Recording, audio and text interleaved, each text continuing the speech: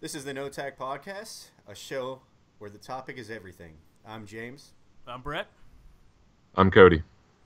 Alrighty. So we wanted to talk about Formula One thing that happened recently. I didn't get to see it, but we have it queued up. You guys ready for that? It was The horrible. most recent race in Singapore Grand Prix. Yeah, 2017 season's coming to an end. Now after this, now we got 6 races left. This is it's a But night it's over. race. It's a city circuit in the wet. It's a pretty cool thing, and then this happened. Okay. Well, let me pull it up here. Testing and qualifying were really cool. So this is, I haven't seen it yet. This is the issue. It It's was at the really- beginning, right? It really depends on who. This you're is the a fan launch, of, yeah. but, This is the start. Well, obviously we want to see Ferrari and McLaren and Honda and all them do well, but I'll just take a chance here.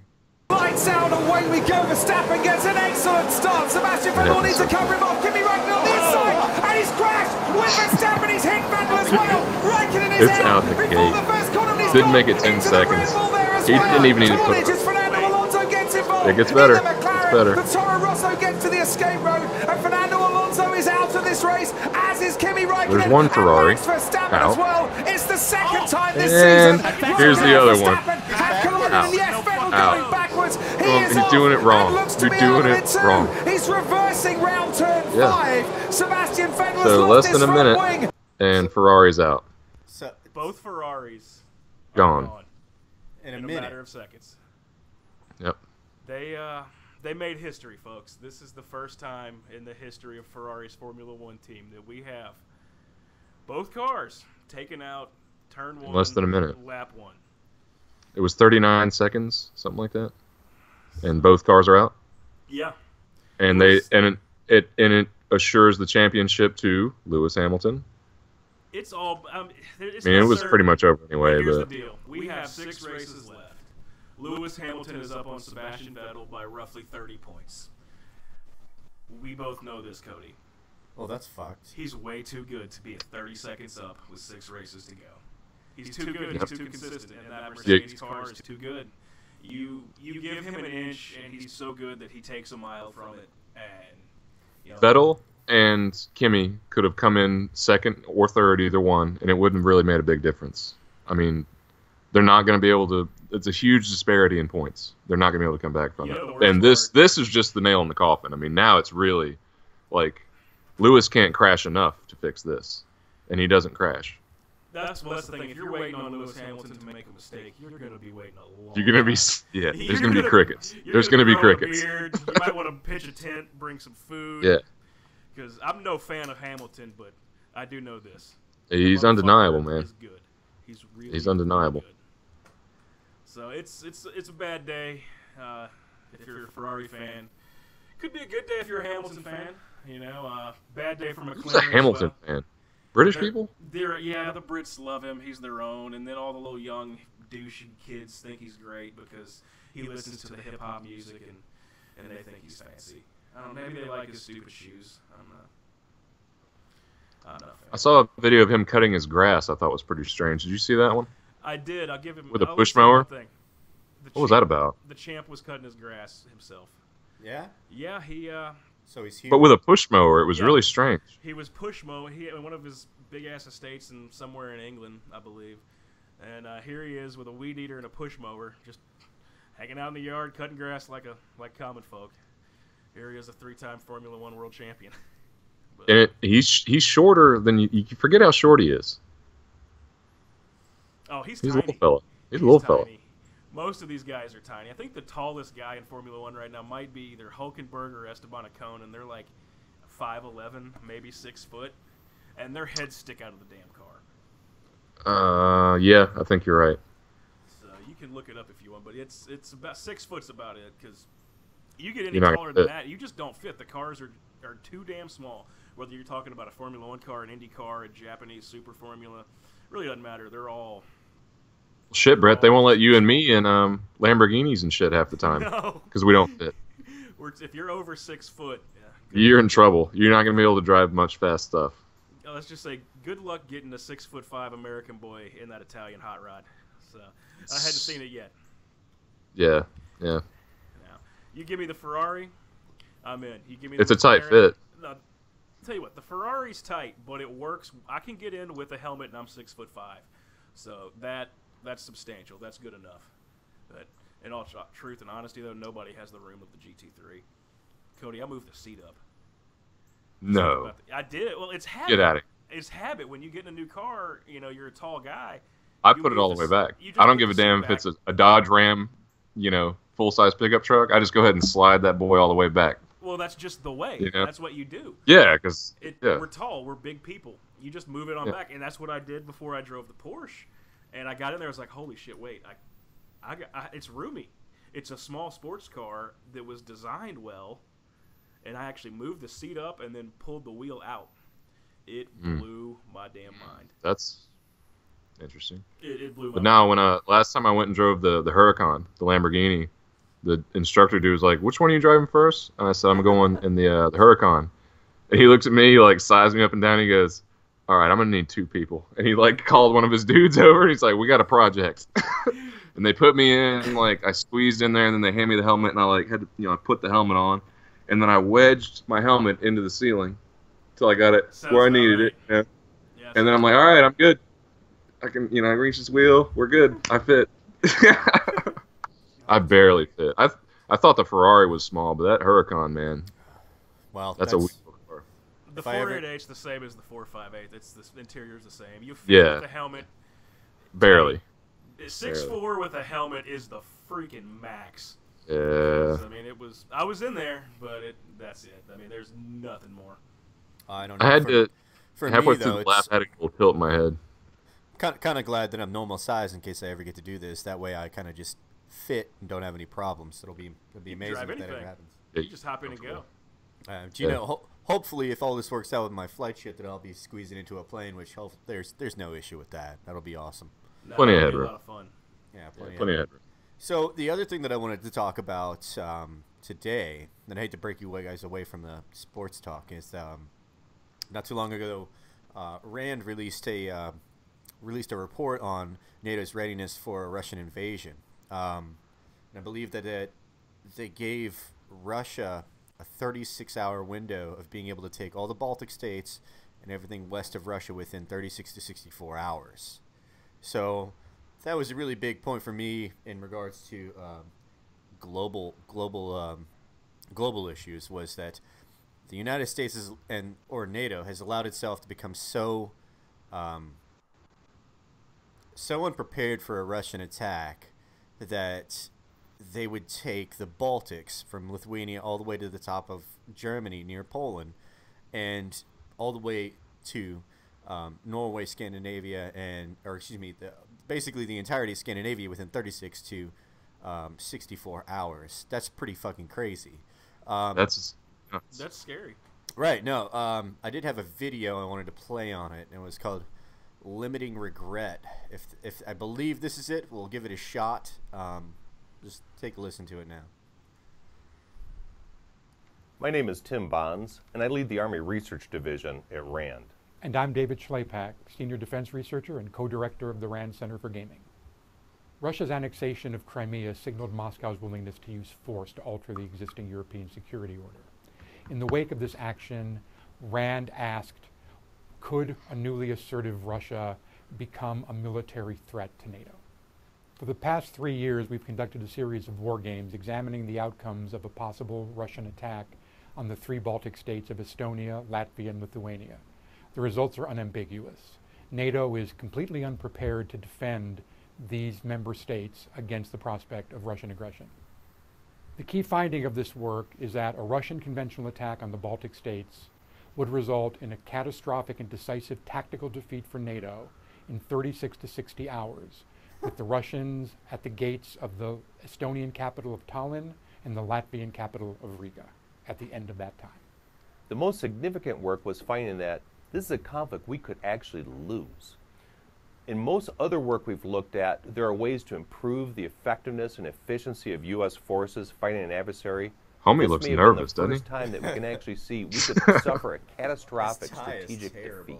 The Oh, it's key not- to his little reinforcing crustache deterrence ain't in so the hot either. Baltics is to have the right forces there when the war starts. Go ahead and If give they up on move that, after man. the war begins, they will be too late. Our NATO partners at present are putting 3 battalion tactical groups into the Baltic states. That's an important beginning in the force structure that's needed there. By themselves, though, they're not enough. No.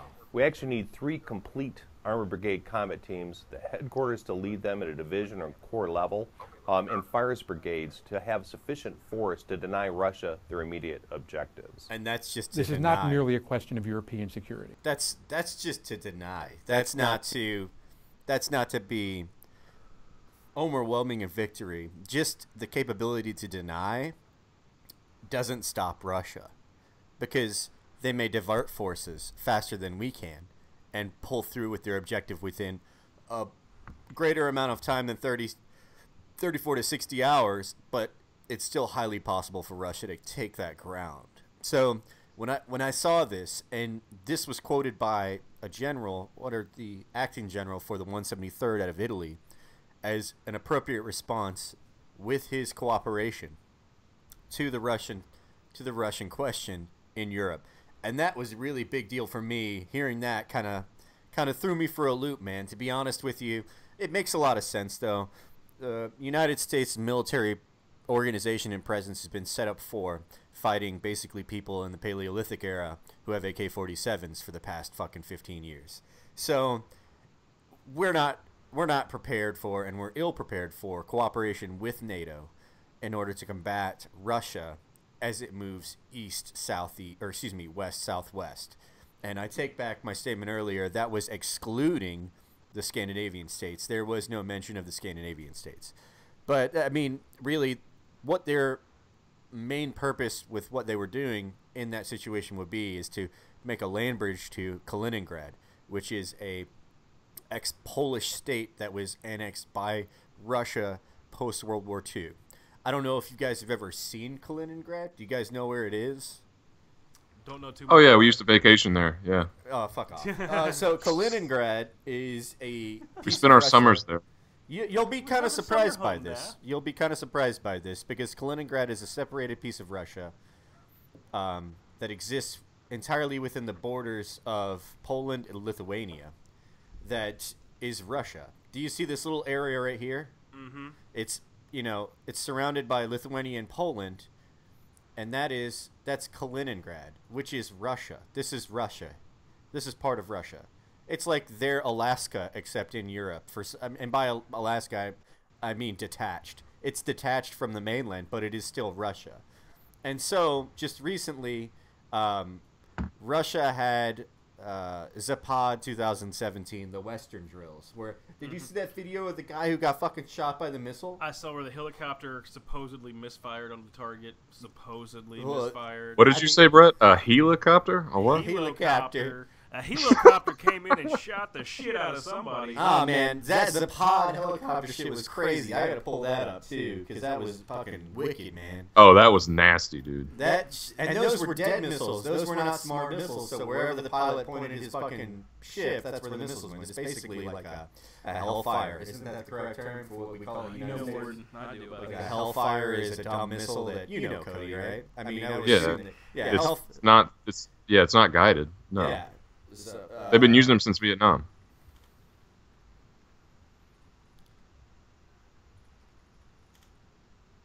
Yeah, this was crazy. You know, they say it was an accident.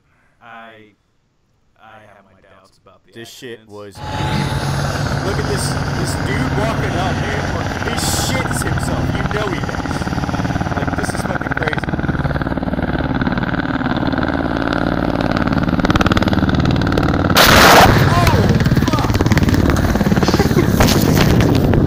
Me, man. Like, did you hear the guy with the camera whimper because he immediately went to baboon shit myself phase and like hid for the closest thing he could. That's how fucking crazy. scary missiles are, and That they're was fucking crazy. they're extremely fast, like extremely fast missiles. Call of Duty lied to me. Yeah, no, Call of Duty and Battlefield, they tone down the missile speed. They totally do. That shit is quick, son. The crazy thing, they say that guy's It's still done. breathing somewhere. I doubt it, but I just watched it again. yeah. It's so They done. say 2 cars were destroyed, the third was damaged, 2 people critical. You tell me how the hell. Well, that green thing he was aiming at, which is, let's see here. This little thing off to the right here. If you watch the guy walking to the extreme right, there's like a little camouflage bunker. That's a generator. It's a fucking generator. Well, he hits the generator fucking dead on, but if I was the helicopter pilot, these fucking 3 badass cars sitting next to the generator might be a fucking idea that maybe you shouldn't shoot at this goddamn thing. Like, I mean, for fuck's sake, dude. Like, look at what's surrounding your target. Anyway. That's a fair point, but But when you watch that video really you quick. sent from his perspective, man, you couldn't really see you don't all even that see the that car. well. There's a It's video so from fast. the helicopter, and you're going so fast, you really don't even see the cars. No, and that's a They're really coming big- in low don't too. see You the know, they person. don't have a good view of it. Well, that's really a big thing for Russian attack choppers. They have the Hind D, and they have a couple. They've other had that thing for a long time. They're That thing's on- a they have, workhorse. they have multiple generations. It's not the same thing as it was when it first came out. Like, I mean, to say that the M1 Abrams that we use today is the same as when the first Abrams came out is a fucking tall story. So they've added so much to that Hind D that it's still a viable platform for an attack helicopter, but it is enormous. You could pick up a goddamn tank with the Hind D. It's It's crazy. that big. It has the capability of carrying troops inside of it, doesn't it? It does. It is also a troop carrying vehicle. So like, That's I mean, pretty so it's a big badass. boy. when you think about it, like the Americans, whenever we make attack helicopters, we make attack helicopters for a specific reason, and that is an attack chopper. It sits up in Small, the sky, agile. high enough to where you can't hear it, and then it uses its FLIR scope to scope out whoever the fuck is there. It takes its time, it monitors, it gets fucking idea of where the weapons are with the group, and then he takes the fucking people out. When you talk about Russians, you talk about not spending a lot of money. So what you do is you converge a lot of tactics. You take troop carrying vehicle, you take a reconnaissance vehicle, and you take an attack helicopter, and you combine all 3 of those into one helicopter. It's also a 2-seater. That's what's crazy to me is it's a helicopter that has, an Apache is a 2-seater as well. I don't Apache's really a know what the- 2-seater, yeah. Yeah, I don't know what the fuck I'm going on about there, but it's an So enormous. is the Cobra. It's an enormous, yeah. Well, the Cobra is just, the Cobra is very similar to the Apache. It's not the same thing. I'm sure there's a lot of people who will give me shit for that in comments, but they work on the It's same. not as badass, but it's. They work I on the. think it's older. I'm sure that as a weapons platform, they're equal. I don't think there's any capability the one can do that the other can't. I mean, in terms of defensively, it's Yeah. inferior. There's Yeah. more armor on the Apache. Oh, A lot more yeah. meat. It's a flying bathtub, and the bathtub's made of steel. Yeah, you're not gonna fucking shoot the guy. But when you're operating when you're operating for the Navy or the Marines, you have to have a lighter craft to conduct missions from water to land. So that doesn't really benefit you to have all that armor underneath, right? Right. What's crazy is the Apache's like a pretty slow helicopter. Like the Chinook can outrun an Apache hands down. Like Oh. it will smoke an Apache, Yeah, that's and it's huge. I mean, it carries 75 fully loaded troops into combat. well. The big thing about that is you got to think about is the double rotor system. That's really Yeah, but I mean, That's- it's just a that's big a big pinnacle in the sky. a double rotor system puts a lot of thrust behind it, and since it's a helicopter, I don't know how. Or a helicopter. I don't know how Helicopter. I don't know how the hell drag works on a helicopter. I have no idea. No idea. Because on a regular wing, your drag is behind your wing, right?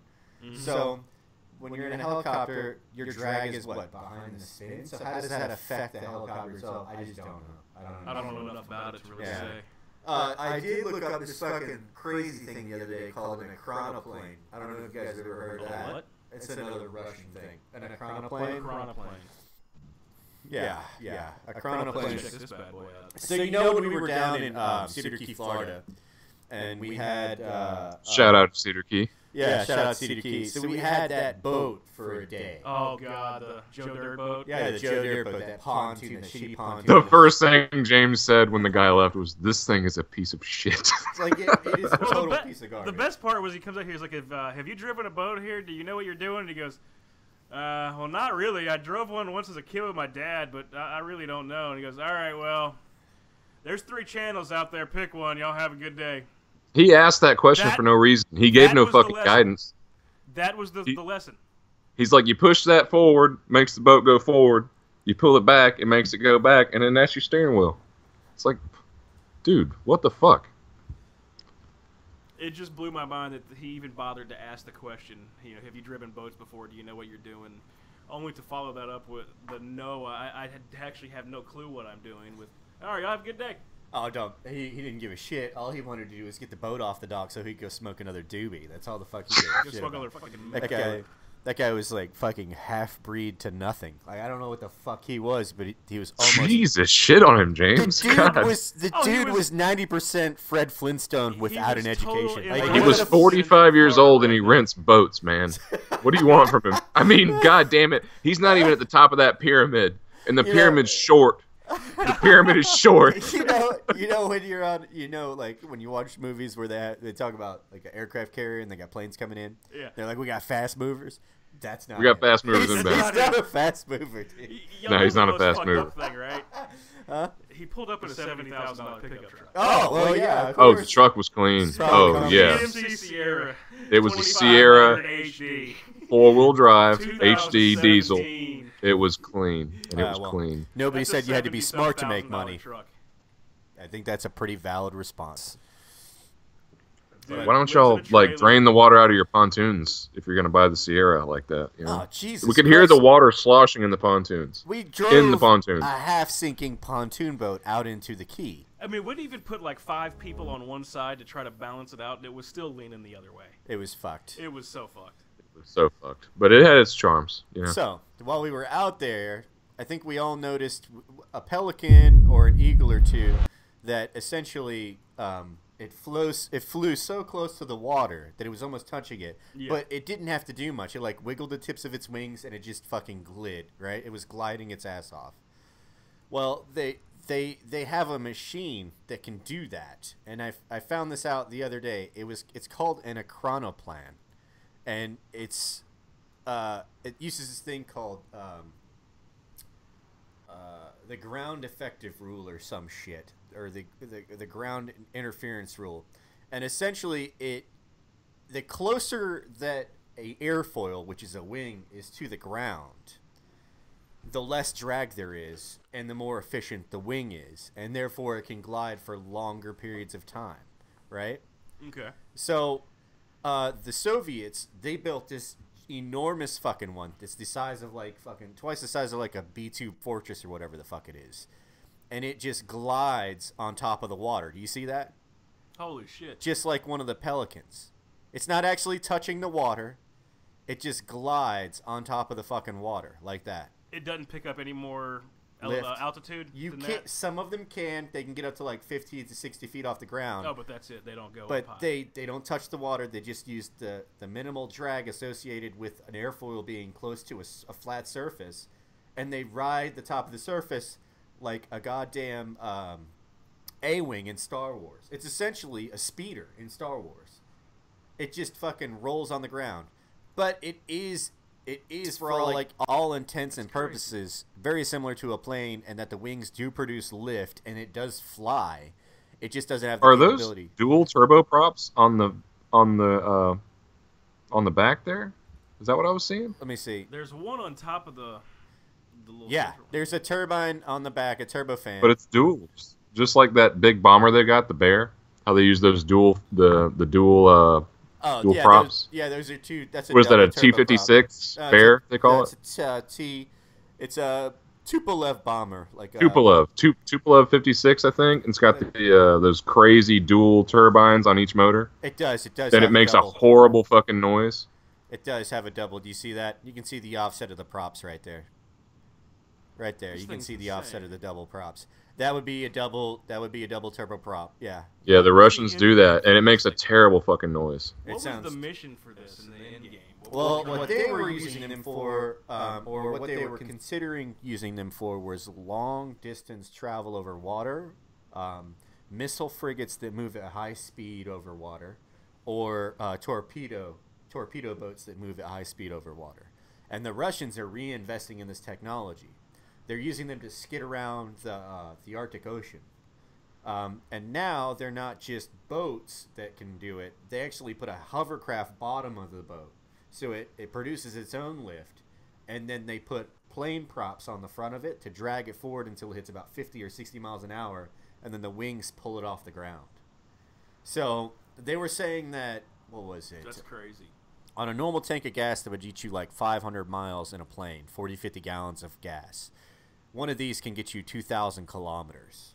Okay, so that's how the purpose. efficient it It's is. more efficient. It's extremely efficient. Not as fast, You but way can't- more efficient. You can't turn on a dime or anything. I mean, there are ones that float higher on the ground, and they can actually turn on closer to a dime. But at the same time, it's more. So that's 2,000 kilometers. That's 1827 miles. That's more than double to triple the distance, right? Well, way Yeah, more I mean, efficient. Way more 100 kilometers an hour is 62.7 miles an hour. So, Thing is, I don't know if these are nautical miles or if these are oh, just, that's different. Yeah, I that's don't. different. I Yeah, haven't that is done true. that much research into it. This was just all like off the top of my head. But that shit like cracked me up. I was like, what the fuck? It's a plane that only goes like 10 feet off the ground. Like, that's crazy as fuck. And they have one that's enormous that they put giant missile batteries on the top of. I can find a picture of that here shortly. I got to see this. So they just depend on air density. Is that it? There is, so this is the one with see those, it has 6 batteries or it has 3 batteries of missiles on the top of it. And then do you see all of those turbo fans on the front next to each other for the pull, for the velocity? Put a little extra steam 1, on 2, 3, 4. It has 8 turbo fans next to the cockpit, 4 on each side, and then those vertical hedges on top are torpedo or missile launchers. So could you imagine that moving at 385 miles an hour with the capability to launch all those missiles at an aircraft carrier, and then it scoots off to the side? That's almost 400 miles an hour that this thing moves off over the top of the water. Okay, that's fast. And it's way below radar. And it's way below radar. So good luck fucking hitting it at 400 miles an hour. Good luck finding it at that speed at no radar. With no detection at radar. 10 With that feet low off to the water. ground. Good luck. closer That's the getting, shit. You'd be closer getting this thing on sonar than radar. Okay, it's starting to make more sense because at first you see this goofy motherfucker and you're like, what are they doing? But it's making a lot more sense now. Right. No. And it makes a lot You of might sense. be right with that sonar thing, man. Like, you create more of a disturbance in the water than you would be on a radar. Oh, you're not going to get picked up on radar. Radar. No, that's nothing. What's the basement for radar? A couple hundred feet? I'm not sure how it goes. Look, out. if it's the radar that's based on the aircraft carrier, the superstructure is like 200 feet in the air. It's not shooting below that. No. There's that's no the thing. purpose for that. And There's you're no not purpose shooting- for that. Because it comes out, it doesn't come out as a Wi-Fi like signal that bubbles out. No, it Like, flowers out. It's not like this. It's not like Yeah. where it gets bigger in a circle. It's shot in a direction. So Yeah, essentially, yeah. you have a thing like this happening around the aircraft carrier, a bubble that emanates from the top out. But it's more. You're not gonna get by hit anything closer than fucking 500 feet. Like, it's, if you got a fucking pilot and a fast mover moving 500 feet over an aircraft carrier, that guy's fucking crazy. But they did that in Argentina when the fucking British went down there. The Falklands went down there, and some of those Argentinian pilots fucked those the British up by having them that low to the ground. So it's possible, but it depends on what your pilots are willing to do, because that's a really brave fucking thing to do. Fly at, fucking Mach 1 or whatever the fuck, or 800 to 500 miles an hour in between boats at 500 feet off the ground. That's borderline fucking crazy, if you ask me. That's That's- nuts. You start That's getting crazy. bumps at that height, at that altitude too. It starts rattling the aircraft apart. Yeah, it's a little bit too much, but But I saw these things, and I was like, I can't believe the Russians invested in that. Like, that's a nuts thing. For those who are listening to this on audio, basically what we're describing is a giant speedboat with some stubby wings and 3 missile launchers on top of it.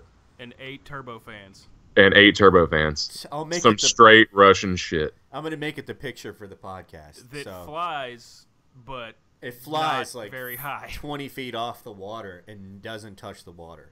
It's crazy. It's they've also talked about it like because of how efficient it is for transatlantic travel. The only problem for me and my understanding of that is I don't know if you've ever watched video of these people that do transatlantic voyages in their own like sailboats and shit. The waves can get pretty high in the middle of the fucking Atlantic. I was gonna say I've never done a trans-ocean trip, but I've done a lot of cruises. And when you know, if you're scooting around, off Miami down to the Bahamas, you're not going to see much. But if there are times where you get out in open water and you do get some weather and you do get some waves, and my concern would be like you're saying on one of these, if you're going that fast at 20 feet off the water, it's not very agile. It doesn't handle very well. What happens if you hit some weather and you got 30, 40-foot waves out there? Right. You're going to fly into a wave and you're done. It's going to disintegrate. The craft will break up on impact going that fast. The water's as soft as concrete. Right. And I think that for transportation, it makes a lot more sense to utilize aircraft because you can just fly over the weather. Fly over and around. Yeah, you can fly over or around the weather. For these, you would be forced to either go around or adjust your height and fly through. But you don't know how adverse weather or how much I don't know how big the storms are in the Atlantic. It's cold water. I don't know. I kind of thought that the bigger issue for sailors coming across the Atlantic was hitting the middle and then hitting dead air, where there was no wind, and then they would sit there for weeks to months before they picked up wind again, and they could come to the United States or wherever the fuck, not the United States, but the Americas, before they could fucking get there. So I don't know how bad the storms are in the middle of the Atlantic. I don't know. And honestly, I don't think it's that bad everywhere. I don't think that the ocean's just sitting out there churning all the time. But obviously, you have cold air, hot air mixing, cold water, warm water mixing. You're gonna have some. You're gonna have some little pop-ups here and there. It's gonna happen. I think there's a reason we had the East-West exchange and not the West-East exchange, and that is just because probably. Well, that doesn't make any sense, James. I guess the reason what I'm trying to say is it makes sense for travel because in the time frame of the 14, 13, or 12, or 13, 14, 1500s when all the boats were traversing, maybe 1200s as well. I don't know the time frames exactly, but for them to take wooden boats across the Atlantic like that, you probably had a good handle on when the storms happened, if storms happened, and they probably weren't that bad. I kind of feel like the big storms happen in warmer waters, more south of, or more near the equator. More near the equator, the tropics, and areas. that's the east coast of the Atlantic, or in the Indonesian, Malaysian, Philippines, Australian waterways. I know they do go south towards like Brazil and shit, but I think they're called typhoons, right? Typhoon's the same as a hurricane. It just depends on what country you're in. Yeah, but it goes a different direction, I think, because of the equator. I think like the ones in the southern hemisphere. Just like how toilets swirl the other way in Australia. Yeah, exactly. Is that true? Toilets really do swirl the other way in the southern do. hemisphere? They do. Yeah. Your magnetic pole is reversed because you crossed a pole. Okay. Or you crossed a divisional line. I fucking don't know. I'm not even gonna act like I'm part of the NOAA for fuck's sake. Like, why the fuck would I even try to make that statement? But all I know is there's a Ninja Turtle clock on the wall that is strong as fuck, but it doesn't appear to be working. Is it non-functional? A Ninja Turtle clock. Oh no, dude, that thing totally works. The public can't see it because that's on another cam that Cody's watching. Oh, I'm sorry. Well, anyway, let me describe it. There's a square clock. It has am I correct by saying that's Leonardo because he has the blue? That is Leonardo. That was my favorite. That's Leonardo with the swords. I'm a Raphael dude. He was the rebel. No, that was a good one. But it looks hand painted. It's wooden. Looks like it's made of. Help me out here, James. What kind of wood we got? Oh, I don't even know, man. Do you know the Maybe story? some stained plywood. Do you know the story Yeah. behind that? No, I don't. But Well, you know Frank, right? your dad? Yeah, well, Frank. Yeah.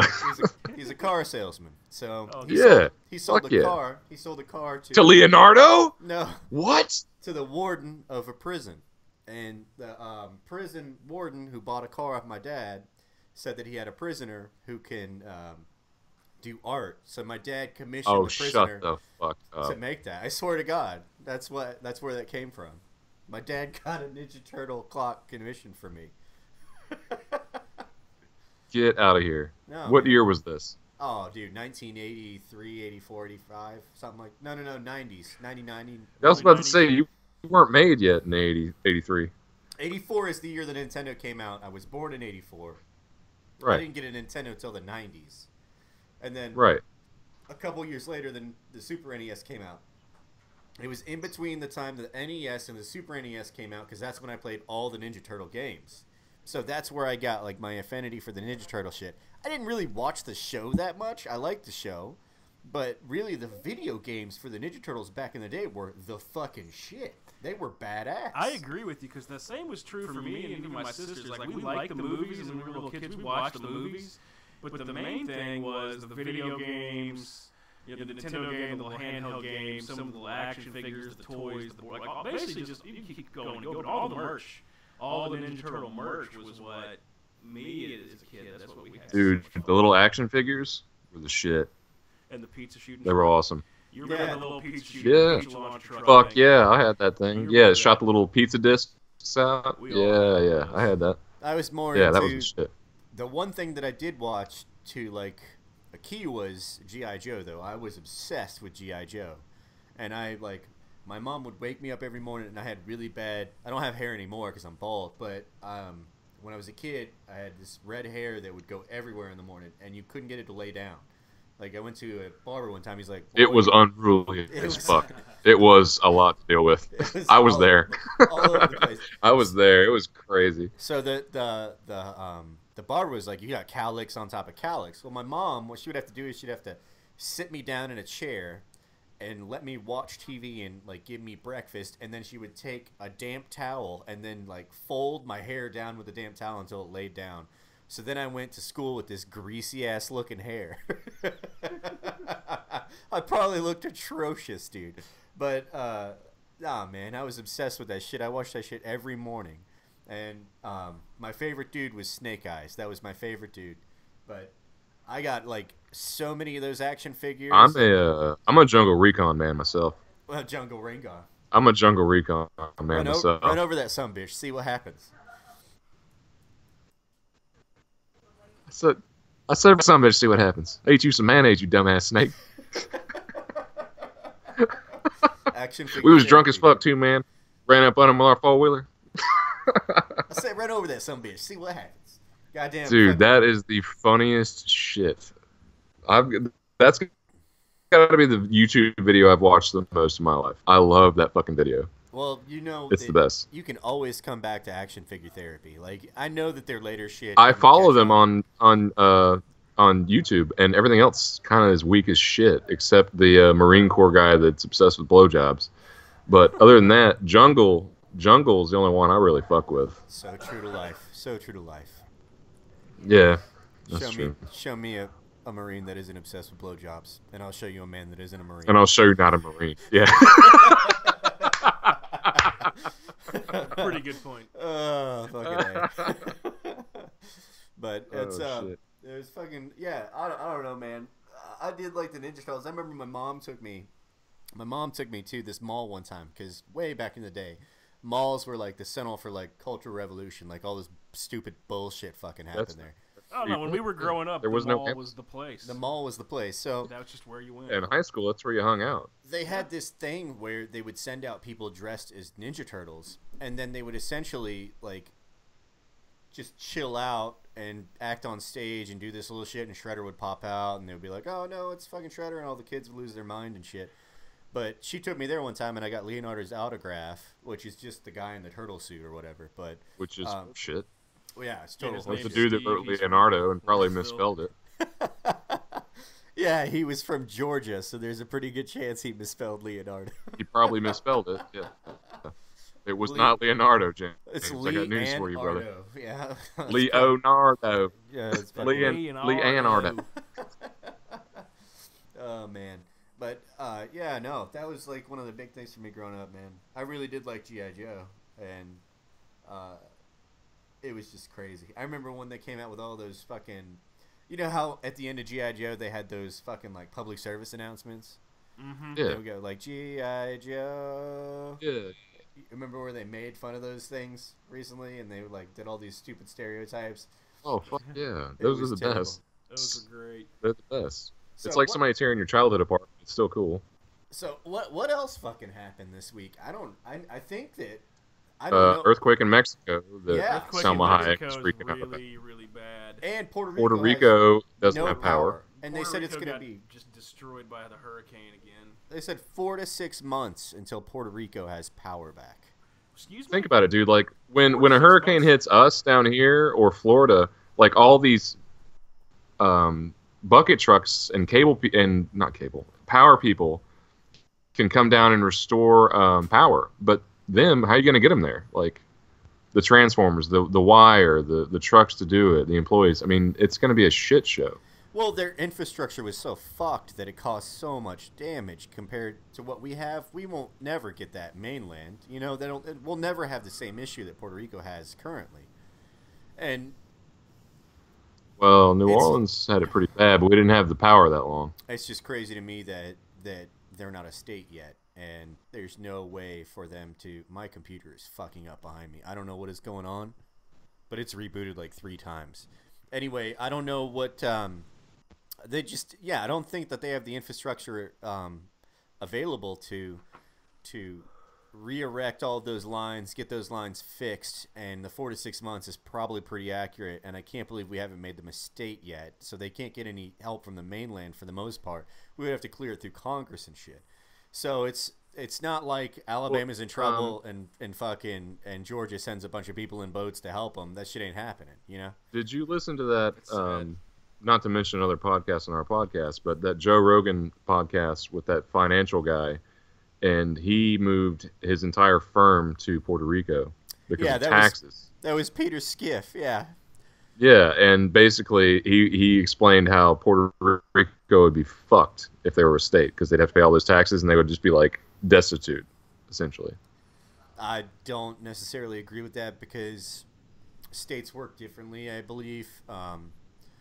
We do have a welfare system in the United States where we take the GDP for all the states combined, and we submit that to the federal government through taxes, and then the federal government provides subsidies for anything to the states that need the help.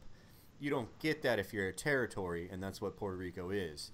So what I find ironic and funny about that whole situation is that Peter Skiff goes on there and starts talking all this mad awesomeness about Puerto Rico, and then they just get demolished, and anything that he had there is shut down for 4 to 6 months. So what the fuck? How awesome is it now, right? It's about right on par with anything else Peter Skiff has ever fucking been all about. Am I not wrong about that? I mean, come on. I mean, what the fuck? Well, Yeah, sometimes I you gotta mean, think twice. yeah, it's like your little tax shelter works until the shit hits the fan. It now what works are you until gonna he do? gets blown off the island by a hurricane. But he's the kind of cat that's got houses elsewhere, had the means to get out of there. He's fine. He doesn't have to sweat it. But the regular citizens of Puerto Rico are fucked. Well, hopefully he backed up his information in a place that isn't Puerto Rico, and that's disaster recovery. So I'm hoping that we were watching the live stream all day at work today, and it's Fucksville down there, dude. It's nothing but. It looks like a bomb went off, dude. It looks like fucking Hiroshima. The way these buildings and shit look. I mean, it is as close to a bomb. What's crazy about it is that you get a bomb. A bomb throws wind or force in one direction at, a couple 100 miles an hour to 100 miles an hour. Once. A hurricane is sustained winds over a long period of time, in some cases minutes to hours. So there's no way to protect yourself from it until the hurricane just loses power. So it's All you just gotta do is, or all you can But do is wait it out. This is also exacerbated, by what they got hit with 2 weeks ago That's in that the other thing. storm. that was only the northern edge though, and that was very minor compared to what they were hit with recently. And That may be true, but it didn't help things. It started the system, or started the fuckery, and now the second one just finished it off. yeah. I'm curious to see. I know that it was moving on to. I think they were saying that it could possibly hit the Bahamas. If it hits the Bahamas, I think that Eileen was saying that it hits the Bahamas. It hit the Bahamas earlier today, and it was straight fucking them up. So, if that's the I case, thought it was going a little east of the Bahamas.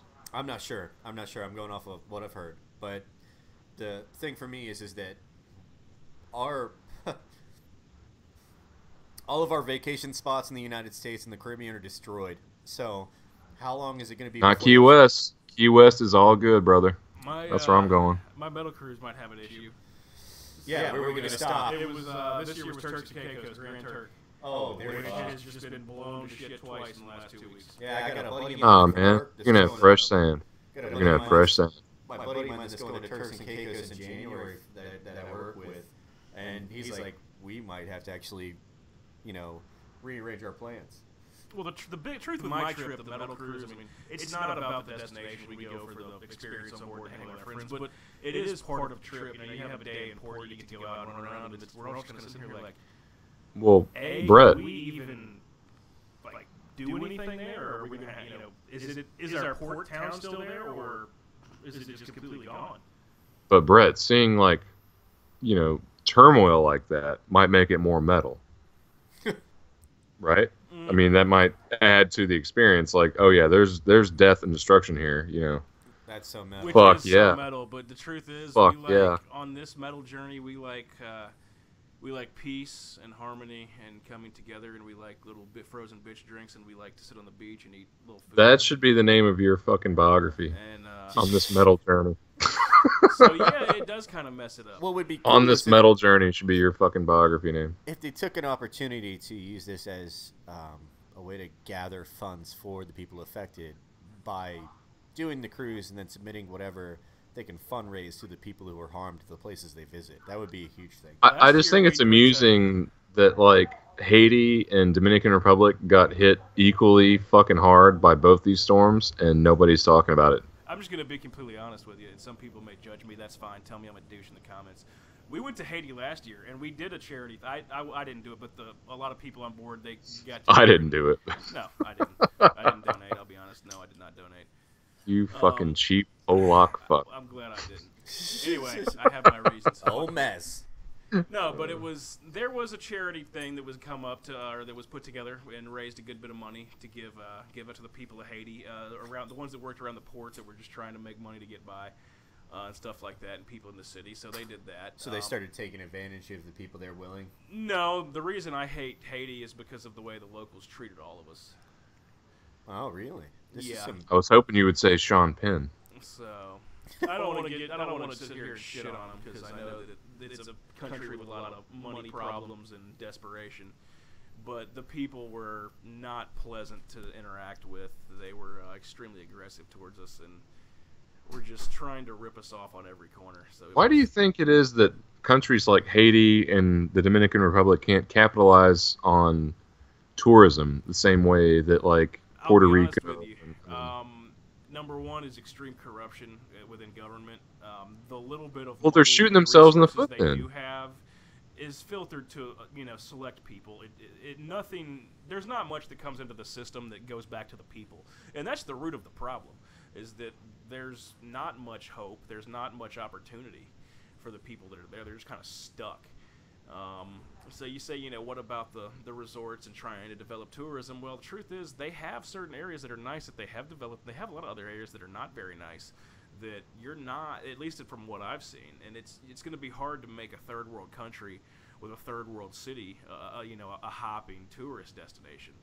When you have a part of the island that's kind of off the beaten path with white sand beaches and blue water, then you can absolutely make some tourist stuff there. But as far as you say, making it like Jamaica and other stuff where people look at the island as tourism stuff, there's other problems on Haiti and on Dominican, and it comes back to government corruption and a lack of resources and opportunity for the people. It's actually sad. That was what we took away for it. It was frustrating interacting with the people because of how aggressive they were towards us. But at the end of it, you know, when you kind of get out of it, you kind of look at it and you realize that at the end of the day, that's just desperation. I mean, these people are fucking hungry and they ain't got shit. I mean, yeah, they're fucked. I mean, have you seen what is it? It's Haiti and Hispaniola are the same island? Or is Haiti and Dominican Republic. Haiti and Dominican Republic are the same island. Just the same island, kind of split down the middle. I don't know if you guys talked about it while I was gone, but have you seen like satellite images where it's split down the middle and you see one side where there's trees and then you see Haiti where they cut down all their fucking trees? Well, Haiti's fucked because, like, me and Cody were talking about why it's so fucked. It all comes back to Pop Doc.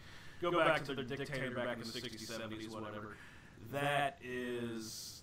He fucked everything. And that's where the corruption and the greed and the just complete fuckage of the people and the country, it all comes back to him and the way he did shit. You know, I'm no history expert, but I do know a little bit.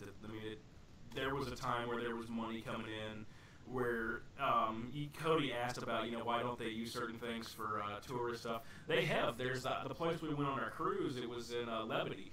It's an area that back in the 70s, Royal Caribbean paid millions of dollars to the government to buy this. That money went straight into the corrupt leaders' pockets. It didn't go back into the tax funds or the city funds or anything to try to develop the island. It went to the corrupt boss or the corrupt leader. So right. that's Haiti in a nutshell. It's corruption and here's the desperation. image. It's just crazy, man. Like, I don't know if you can see that, Cody, but Tilt it up a little bit.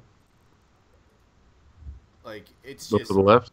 there's trees on the side of Dominica, and then there's just dirt hills on the side of Haiti. You see that? Yeah. It's just Fuck. what sucks. That's rough. Yeah, no, they utilized all of the land or the trees, excuse me, their forests to create. Tilt me a housing. little bit more back towards you. But by doing that, they now have nothing. They don't have trees as much as the Dominican Republic does, and for all intents and purposes, like the Haiti is just. We've really fucked them up way back in the day. I don't remember what president it was, but we ended up cutting all trade with Haiti. Back in the 70s. In the 70s. We kind of had to, though, because, I mean, we did stop relations with them, but we didn't really have a choice because their leadership was so dirty and so corrupt at every level that, I mean, I'm not going to say the U.S. government's clean. I think it's dirty as shit. Oh, no, yeah. We're just as dirty as anyone else. What would make you say that, Brett? I've lived in America for What 40 years. inclination would make you say that? We're squeaky clean, man. We're It's all also good, clean dude. individuals right here, aren't we? Bernie didn't get fucked out of the DNC at all. But, Come on. Bernie had a fair shake. Bernie didn't get fucked at all. You know? It was a fair. Bernie, fair he had a fair opportunity like all the others. Dude, to be You know? honest with you, I was really hoping The leader of the DNC didn't have to resign or anything. I was really hoping that he None of that. would have had a chance, but you know, Hillary and Trump came in, and It was a lose-lose. You know what's funny is South Park did an episode about that years ago, where they made you choose between a turd sandwich and what was it? It was basically a turd sandwich and like a bag of trash. Yeah, or something. It was terrible. So, it was the same situation. I have never seen a presidential election in like U.S. history that was this goddamn bad. There was always at least a decent alternative if they won or lost, right? Like in this situation, you had Hillary, which is a shitty alternative, and you had Trump, which is the shittiest alternative. I don't mean to influence anybody politically here. I may have leaked what my opinion is. I definitely did not Hillary, but if the president's supposed to be the person who is our best citizen, and that's really the way that I think about it, is the president is supposed to be the best citizen of the United States, right? He's supposed to be the one who's on top of it. You need to also have served in the military. Not the best citizen, the one that can steer the boat.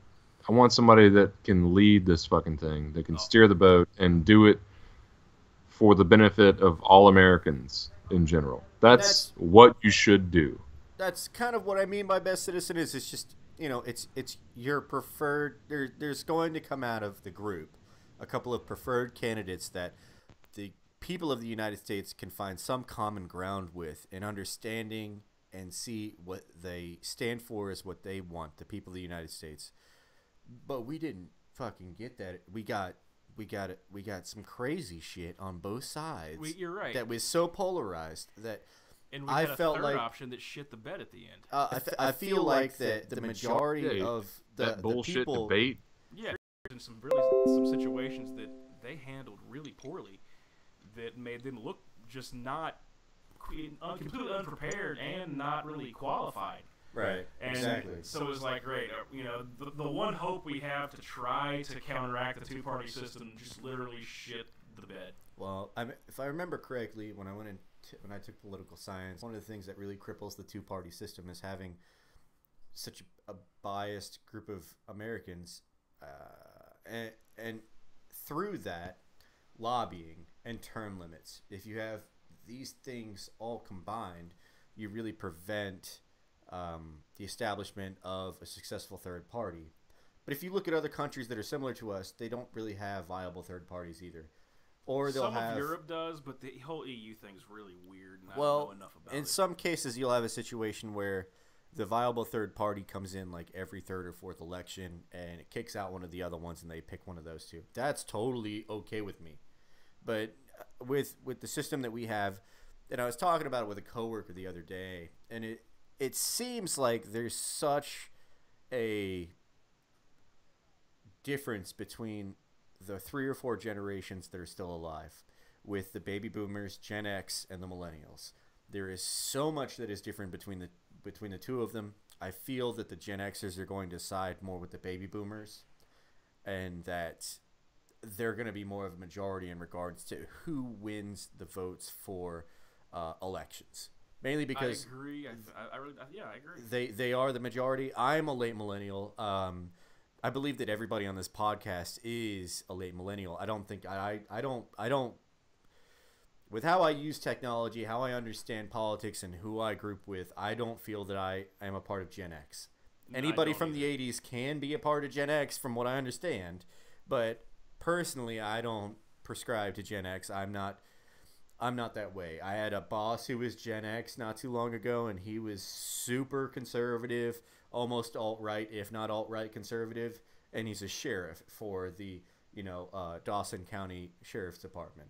But, that could also be his personal views. It might not be all of Gen X, but I feel that there is a separation from, at least 1 or 2 degrees from the baby boomers, where we are still the minority. Not going to change until more of them, and I hate to say this, kick the bucket. And I feel sad that that's the way that it is, but I really feel that that's the way it's going to be.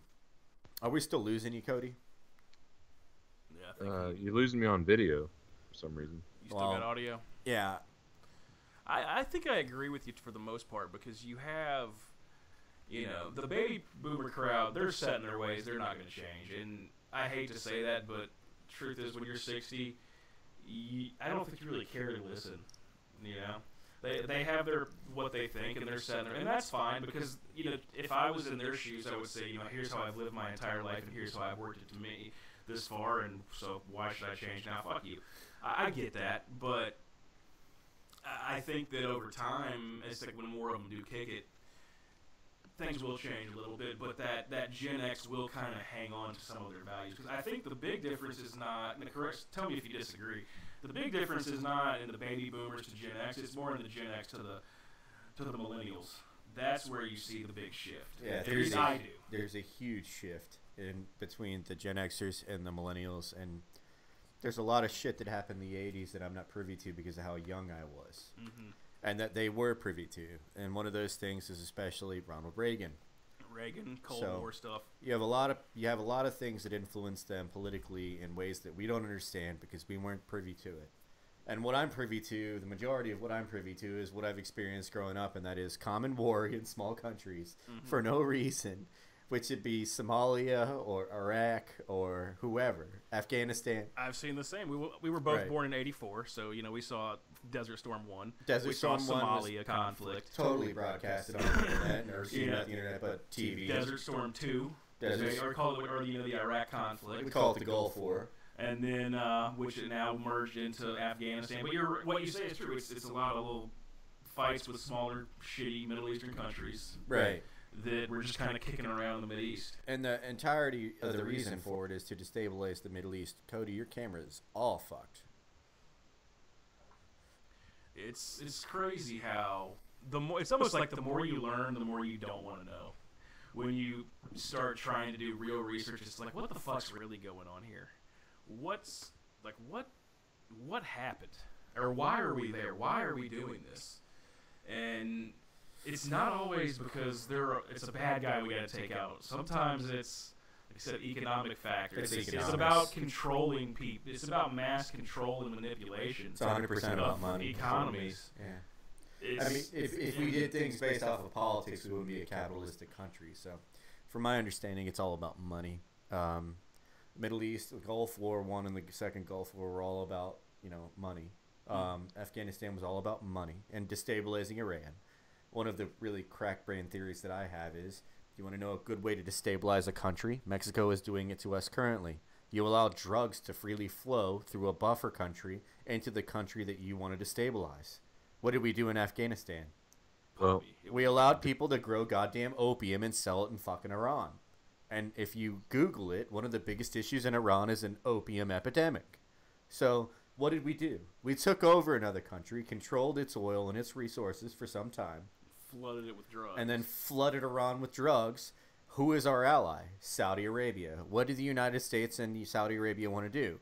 We want to deprave Iran of any capability, be it nuclear or economically. And what do? We deprave them by that, by destabilizing their country, by sending massive amounts of drugs into their country, fighting with them on their borders. You fuck up the people. You fuck up the economy with the money supply. You fuck up everything. You fuck it up. You attack it from several different ways, all with one Exactly. one device. It's called coin. So that's just part of coin. There's other things part of coin, I believe coin was counterinsurgency, but you can also utilize similar tactics and destabilize a country if you reverse the roles. So you really think about it like a hitman or whoever goes in to set up all these systems and processes and situations in order to really affect another country. You're doing it in a holistic manner. Not only are we preventing Iran from conducting itself economically as a partner to the international community by implementing sanctions for its ability to create nuclear weapons, but we're also pumping it full of heroin and meth and whatever the fuck else that we're creating in Afghanistan that the CIA or whoever's turning a blind eye to. And this may be borderline goddamn conspiracy theory, but I think there is some founded evidence in that. I believe it. I mean, like, that's one of those things that, sure, you could say it's conspiracy, but on some level, no, it really fucking happened. Well, and there's when you plenty start of videos. it's a conspiracy until there's proof, and there's proof of some of this. Well, Vice has done a couple of documentaries. There are a couple of hot button issues on it through the website talking about trafficking fucking opium to Iran through the fucking the mountainous region between the two. If it's not the Himalayas, fucking shoot me, but I believe it's the Himalayas. But that's one of the things. And they're doing similar things to the FARC. Like, how do these guys make their money in fucking Al-Qaeda? Probably producing and selling drugs to Iran. It's a lot of them deal with poppy and opium. All right. I mean, that's it. It's just how they make it's their just money. simple. You create drugs that addict people. You can sell them in a country close to you. You can make money and fund an army. And that happened in Colombia for fucking 50 years, and they were called the FARC. It's legitimate. It works. And I guarantee you the same thing was happening, if not overseen or contributed to by the Americans or us, than by some other non-government actor that was involved that's associated with us. So it's a huge thing that I think that went on that didn't really get a lot of press. Everybody always talks about oil. Sure, oil's a thing. But I think there were other holistic things that, if you really look at the big picture, took an effect on those countries and their ability to react, or that definitely had some type of effect to those countries over time, economically or socially, that totally drug them down. And Iran is one of those countries. I mean, to be honest with you, if you looked at the two, Iran and Saudi Arabia, I almost feel like we would be better off being friends with the Iranians than we would be with the Saudi Arabians. Those motherfuckers are crazy. Like 100%. And they are not our friend. Well, they don't like us. They can act. None of them are our friends. They don't like us. They can act like we're buddies, but they They're plotting. They're always plotting. Well, I think if you look at the United States and how we have possibly utilized Saudi Arabia as an actor, as a third-party actor, to gain the necessary tools or to gain the necessary evidence to conduct a war in the Gulf, it makes sense for them to be our ally in the destabilization of Iran, if that's our goal, a combined goal. If you say, hey, buddy, we don't like, I'm A, you're B, we don't like C. How about you do something to me?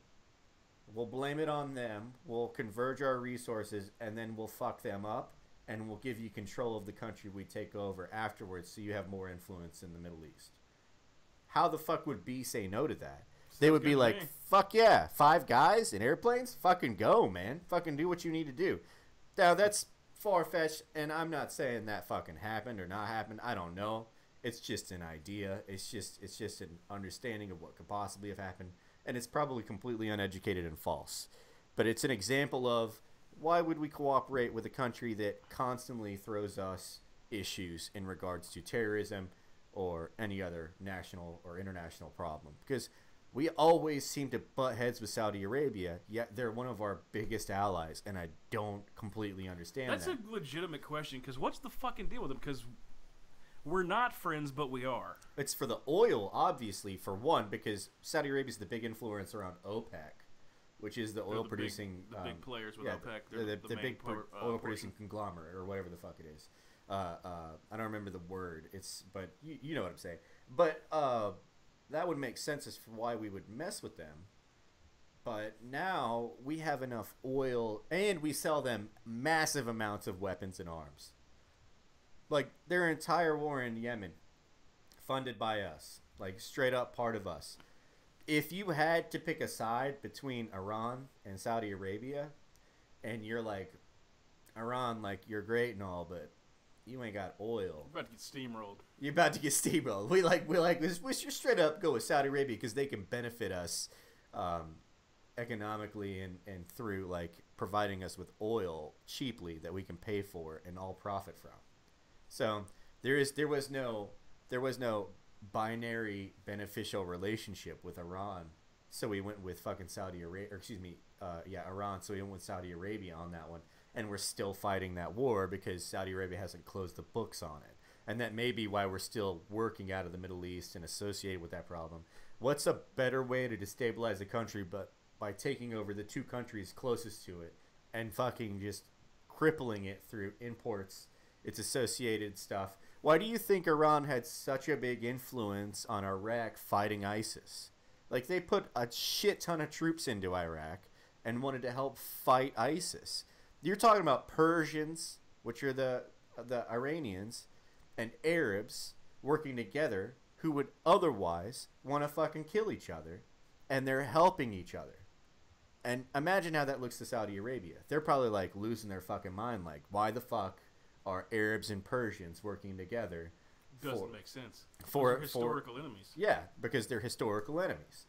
So it's just crazy, but it kind of makes you wonder, like, maybe the leadership of Iran and Iraq have seen what the fuck's been going on, and they're like, maybe it's time we stop this, and we actually become a sovereign nation and put an end to this bigotry and bullshit with, Saudi Arabia and the United States, and we actually fight for ourselves. And ISIS was the goddamn... the proxy or the motive for that, So there's no telling, but the whole thing is a mess. I read this enormous book on the war. I don't remember the name of it. I'll probably add it in comments at some point. I'll add the links in the description for the videos and the pictures we watched as well today for reference. But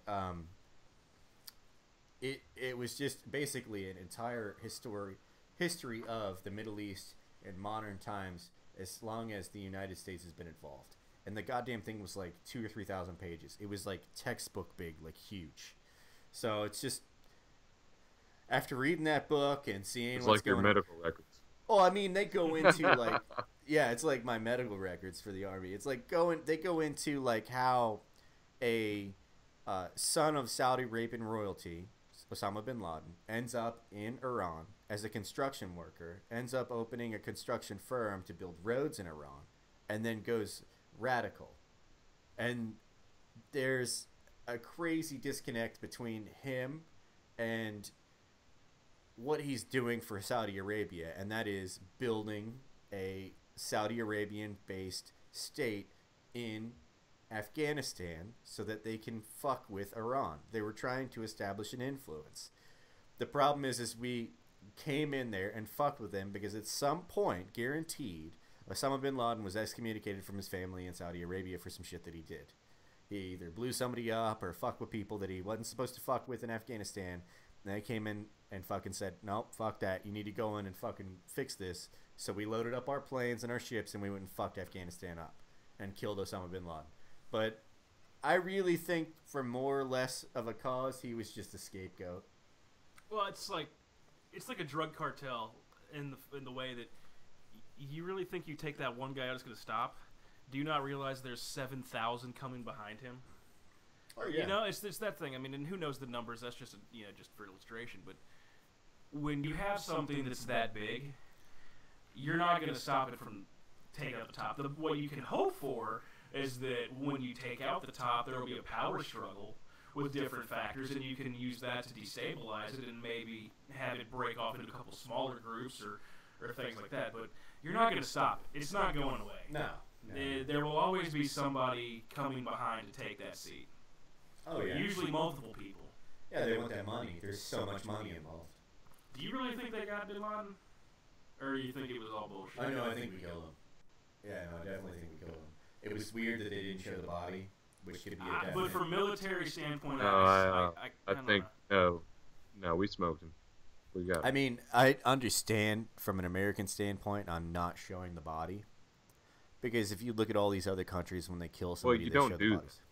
Well, do we that. did it a lot in Iraq. We were like, we killed Osama bin Laden. Here's his fucking. Dude, I remember seeing fucking, Saddam Hussein get hung on the fucking CBS News. Well, his own people did that in the courtroom. But for the his sons, we took pictures of his sons, posted it on the internet, posted to the fucking FBI or the CIA saying these guys are dead. We did it with most of the big guys. We used their death images as proof that they were dead. But then, I listened to a whole Jocko podcast on it, and Really? it made me believe for sure that we definitely killed him. We got him. Yeah. Oh no, I listened to an entire Jocko podcast about it. We got him. We wouldn't have had an international scandal on a fucking secret helicopter being scuttled, which means blown up. See, that's what made Yeah. I was questionable We got him. until all we the got him. sensitive technology situation came up, and you saw how serious the U.S. government was about not talking about that fucking helicopter and what equipment was or wasn't there. That helicopter? What? So it makes you start to. I'm not saying I don't believe. I was just curious what y'all's opinions are. No, man, you definitely. My opinion is we got his ass. You definitely don't leave sensitive items as an ex-reconnaissance Army airborne soldier. You don't leave special equipment out in the open. You blow it up. You burn it to the fucking ground. You scuttle that equipment. So you gone. rig it for explosives and you get rid of it so that they cannot utilize it, or any other country associated with them can utilize it. And we did that with that Black Hawk helicopter. They blew it up. Got that. And that was what was that? A stealth Black Hawk is what it was. Some kind. Yeah, it's a stealth Black Hawk. They won't tell us, but I mean, you could. They won't say, but it was It's not a regular Black Hawk, which leads me to believe it might have been a bit stealthy or more badass than usual. And then SOAR runs it into fucking something and fucking breaks it down on his property. Yeah. In my opinion, the best pilots in the world. Yeah, you know, Rich they kind of land it right. You know, Chris's buddy Rich was in SOAR kind of lands it right. Yeah, you would think about it the pilot that's qualified for that mission might know what he's doing. I mean, SOAR doesn't fuck know around. A thing or two. No, those guys, they know the length of the rope that they're fast roping on, and they will put it to where the ball of the rope at the bottom is not quite touching. Like, those guys don't play games. SOAR doesn't fuck around.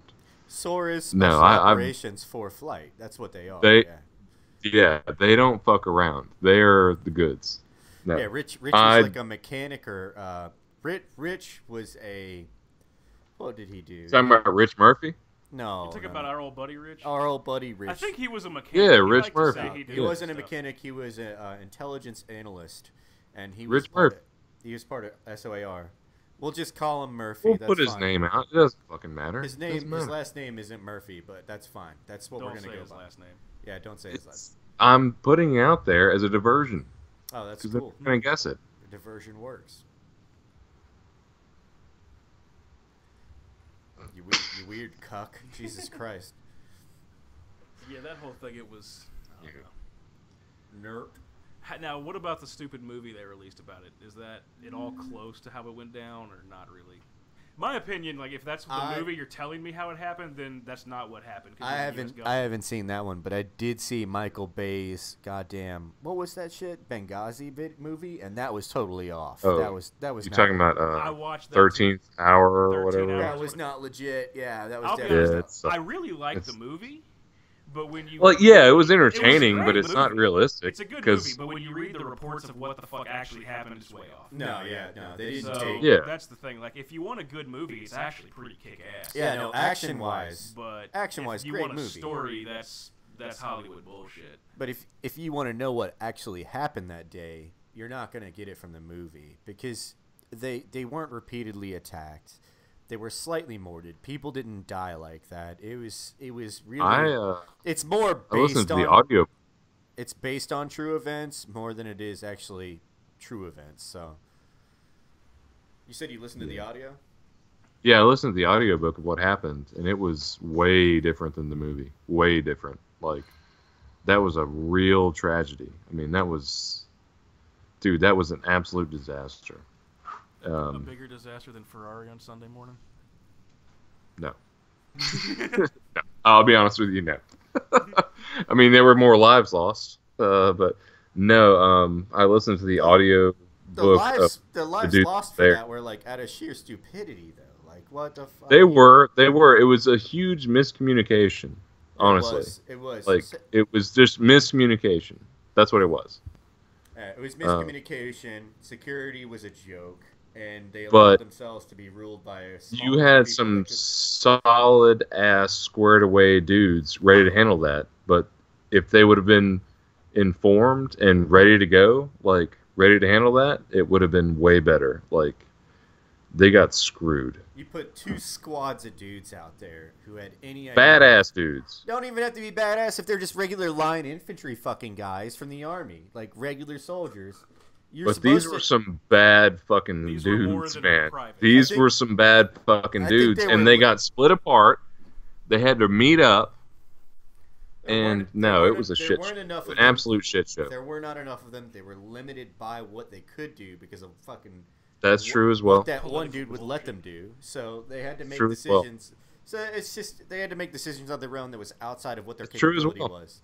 So it's just That's it's true. Just, it's True. just shit. The whole situation was shit.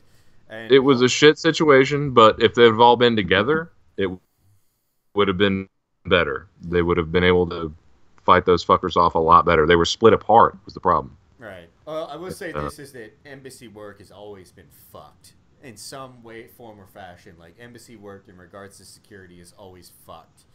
I mean, I don't remember any instance where it's been fluid in a response to where it's effective and people have been okay. Whenever shit hits the fan at an embassy, people fucking die. And that's just... You ever been to an embassy in peacetime? No. It's a shit show. I'll be right back. All right. Yeah, I had neither. So. I have. It's a shit show. Absolute shit show. So, Brett. Yo. So, God, what card I want to talk about? The new McLaren 720. Here's one thing I've always said between the 570 and the 720. Dude. Considering the 720 is twice the money, is it really worth it?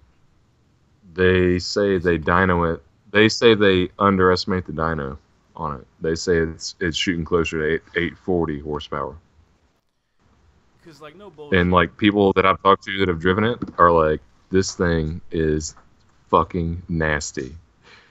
And I hope the YouTube stream can't see this, but in the video I'm seeing, I can see James piss in the toilet right now.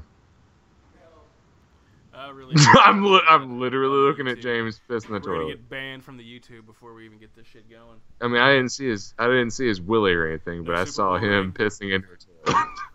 That's fantastic. It's We'll leave the Super Yeah, I Bowl hope that ring. wasn't on the feed. I hope We'll- that wasn't on the feed, we'll son, leave- because we'll leave the I Super- literally watched you piss. Well, no, it's not on the feed. That was just your image. I wanted you to see me go to the bathroom and nobody else.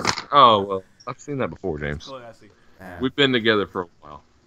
All right, well, it's 9. I say it's a good point for us to call it and head home. Fucking thank you guys for showing up. Thank you for tuning in. I'm James. I'm Brett. I'm Cody. This is a No Tag podcast. Have a good evening.